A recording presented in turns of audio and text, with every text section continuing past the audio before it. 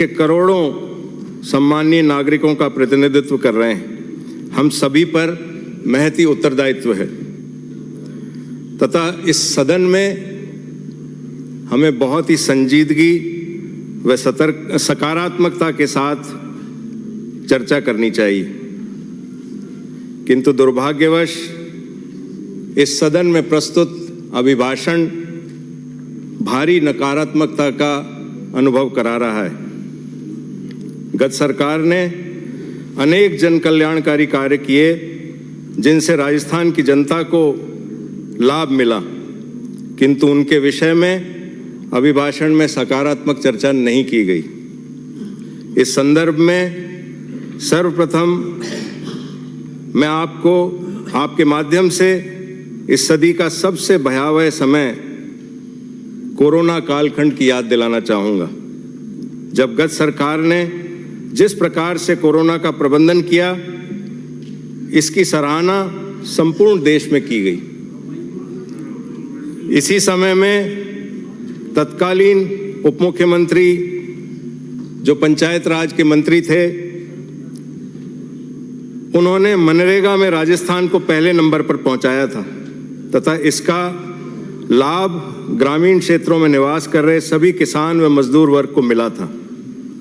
हमारे प्रदेश अध्यक्ष यहाँ बैठे हैं जो उस समय तत्कालीन शिक्षा मंत्री थे।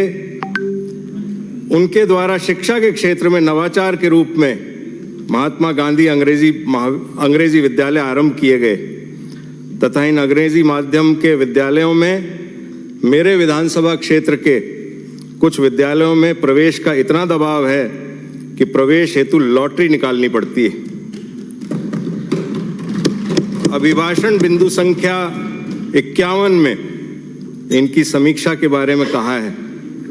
मेरा निवेदन है कि इनकी समीक्षा के दौरान इनके विस्तार व प्रगति के बारे में चर्चा होनी चाहिए, उस बारे में विचार होना चाहिए। मैं आपका ध्यान गत सरकार द्वारा विद्युत उपभोक्ताओं को अनेक राहत प्रदान की गई उस ओर करना चाहूँगा जिससे अनेक लोगों को लाभ मिला। इसका उल्लेख भी अभिभाषण में नहीं है। मेरा वर्तमान सरकार से आग्रह है कि संवेदनशीलता का परिचय देते हुए इस शीत ऋतु में कृषकों को दिन में विद्युत आपूर्ति के द्वारा राहत प्रदान करें तथा सायंकाल में घरेलू उपभोक्ताओं की आपूर्ति पर अघोषित कटौती न हो। इस हेतु वर्तमान सरकार की क्या कार्य योजना है, इसका अभिभाषण में कहीं उल्लेख नहीं। मैं आपका ध्यान बिंदु संख्या 52 की ओर आकर्षित करूंगा, जिसमें उल्लेख किया गया है कि दुग्ध उत्पादन में राजस्थान अव्वल है। मेरा वर्तमान सरकार से निवेदन है कि दुग्ध उत्पादकों हेतु गत सरकार द्वारा बढ़ाए गए बोनस का कि शीघ्र भुगतान की व्यवस्था होनी चाहिए। हम आगे भी इस क्षेत्र में श्रेष्ठ बने रहें, इस हेतु क्या योजना है, इसका भी अभिभाषण में उल्लेख नहीं है। मैं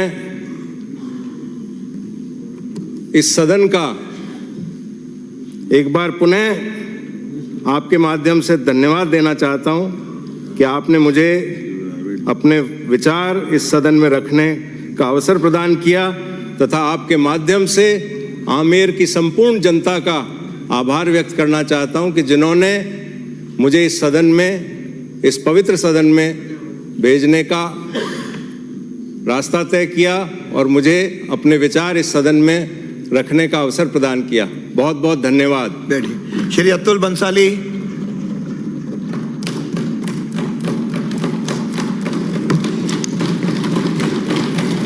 माननीय अध्यक्ष महोदय, संयोग से आज जब राजस्थान प्रदेश के लोकतंत्र के सबसे बड़े मंदिर में